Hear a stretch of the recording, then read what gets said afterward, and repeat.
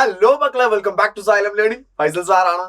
മകളെ, നമ്മുടെ ഏറ്റവും പ്രധാനപ്പെട്ടതും അതേസമയം തന്നെ ഏറ്റവും ലെങ്തി ആയിട്ട് വലിയതായിട്ട് വരുന്ന ഒരു ചാപ്റ്ററും കൂടിയാണ് on the roof of the world അഥവാ ലോകത്തിന്റെ നെറുകയിൽ എന്ന് പറയുന്ന ചാപ്റ്റർ.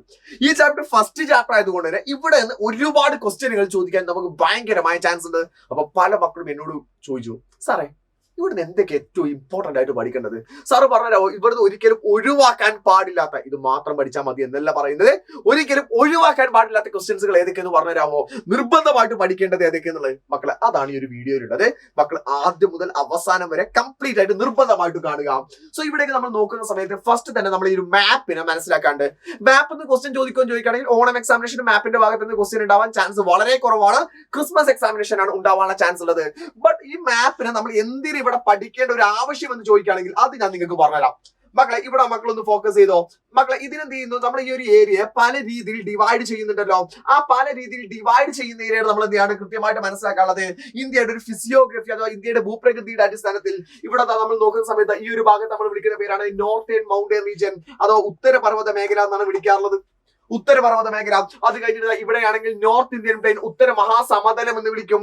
ഇവിടെയാണെങ്കിൽ ഇന്ത്യൻ ഡെസേർട്ട് അഥവാ ഇന്ത്യയുടെ മരുഭൂമി മേഖലയാണ്. ഇവിടെയാണെങ്കിൽ പെനിൻസുലാസ് പ്ലാറ്റു ഉപദ്വീപീയ പീഠഭൂമിയാണ്. പിന്നീട് ഇപ്പുറത്തേക്കും വരുന്ന സമയത്ത് തീര സമതലങ്ങൾ അഥവാ കോസ്റ്റൽ ഐലൻഡ്സുകൾ വരുന്നുണ്ട്, കോസ്റ്റൽ ഏരിയാസ് വരുന്നുണ്ട്. ഇവിടെയും ഐലൻഡുകൾ അഥവാ ദ്വീപുകളും വരുന്നുണ്ട്.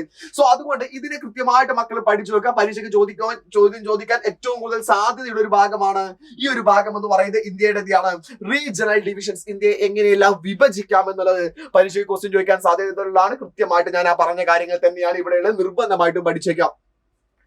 അതിൽ തന്നെ നമ്മൾ ഈ ചാപ്റ്ററിൽ ഏറ്റവും കൂടുതലായിട്ട് ഫോക്കസ് ചെയ്യുന്ന ഏരിയ എന്ന് പറയുന്നത് on the roof of the world എന്നറിയപ്പെടുന്നത് നോർത്തേൺ മൗണ്ടൻ റീജിയനെ കുറിച്ചിട്ടാണ്. അപ്പൊ ഈ ചാപ്റ്ററിലേക്ക് നോക്കുന്ന സമയത്ത് ഉത്തരപർവ്വത മേഖലയുടെ നോർത്തേൺ മൗണ്ടൻ റീജിയന്റെ ഫീച്ചേഴ്സുകൾ, സവിശേഷതകൾ ചോദിക്കാൻ സാധ്യതയുണ്ട്. സോ അതിനെ കുറിച്ചിട്ട് വളരെ ഷോർട്ട് ആക്കിയിട്ട് നമ്മളോട് എഴുതാൻ പറയുകയാണെങ്കിൽ മക്കളെ, ഫസ്റ്റ് പോയിന്റ് പഠിച്ചു വെക്കാം. പാമീർ നോട്ട് മുതൽ പൂർവാചാൽ വരെയാണ്. അതിൽ പാമീർ നോട്ടിനെ ഒരു കാര്യം കൂടെ മനസ്സിലാക്കി വെക്കണം. ഈ പാമീർ നോട്ടിനെ തന്നെയാണ് on the roof of the world ലോകത്തിന്റെ നെറുകയിൽ എന്ന് അറിയപ്പെടുന്നത്. അപ്പൊ ചിലപ്പോൾ ഒരു വൺ വേർഡ് ക്വസ്റ്റ്യൻ ഒക്കെ ചോദിക്കാം, on the roof of the world ലോകത്തിന്റെ നെറുകയിൽ അറിയപ്പെടുന്ന സ്ഥലം ഏതാണെന്നുള്ളത് മക്കൾ കൃത്യമായിട്ട് മനസ്സിലാക്കിയിട്ട് വെക്കുക. ഇവിടെയാണ് പാമീർ നോട്ട് മുതൽ എവിടെയാണ് മക്കളെ?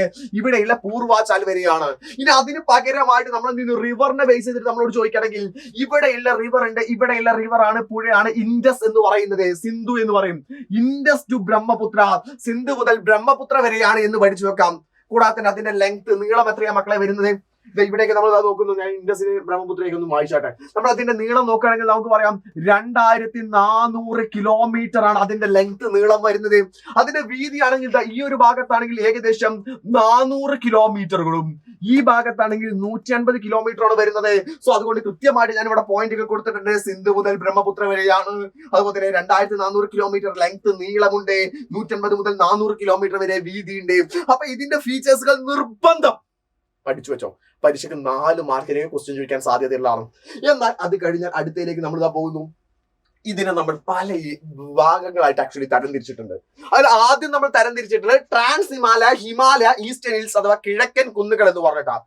അതിൽ ഈ ട്രാൻസ് ഹിമാലയയുടെ ഭാഗമാണ് കാരക്കോറം, ലഡാക്ക്, സസ്കർ. പേരുകൾ പഠിച്ചണം. കാരക്കോറം, ലഡാക്ക്, സസ്കർ ആണ്. എന്നാൽ ഹിമാലയത്തിന്റെ ഭാഗമാണ് ഹിമാദ്രി, ഹിമാചൽ, ഷിവാലിക്. അതില് മക്കളെ ഏറ്റവും കൂടുതൽ ഫോക്കസ് ചെയ്യുക ഈ കാരക്കോറം, ലഡാക്ക്, സസ്കർ. അതിന്റെ ഡീറ്റെയിൽ ടെക്സ്റ്റ് ബുക്ക് പറയുന്നില്ല.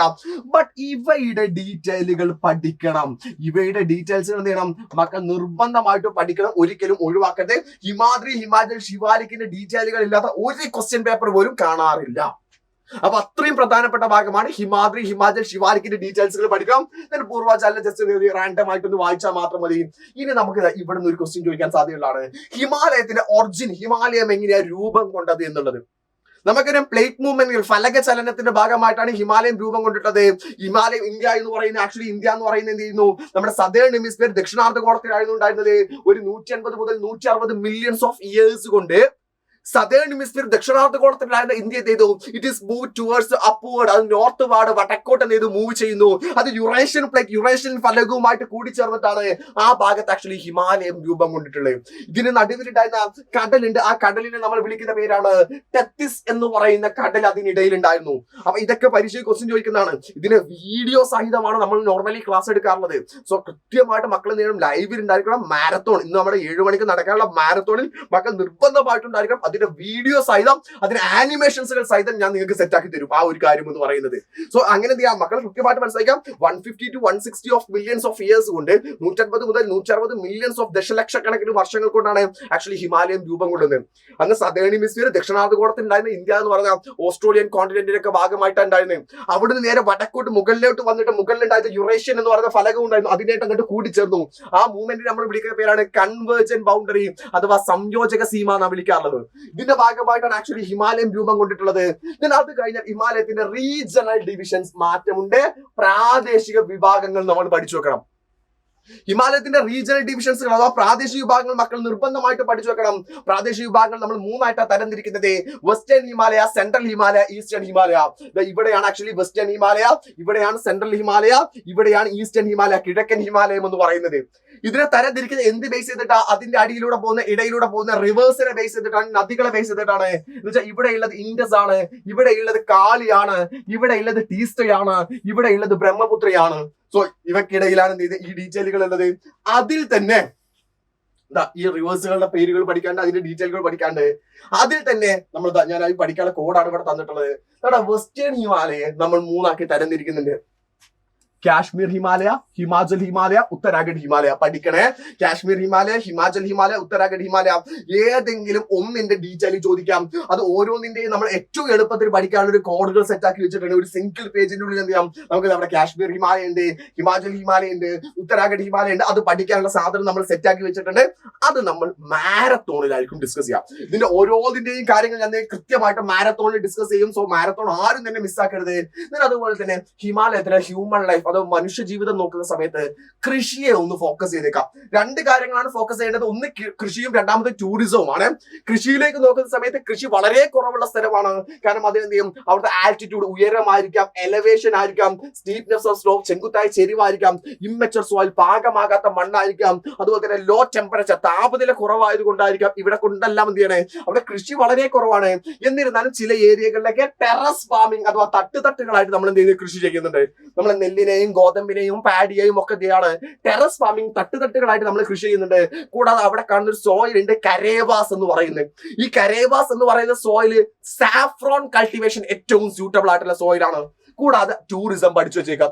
ഹിമാലയത്തിലേക്ക് പ്രധാനമായിട്ടും 3 കാര്യങ്ങൾക്കാണ് ആളുകൾ ടൂറിസം പോകാറുള്ളത്, ടൂർ പോകാറുള്ളത്. ഒന്ന് പിൽഗ്രിമേജ്, തീർത്ഥാടനത്തിന് വേണ്ടിയിട്ടാണ്.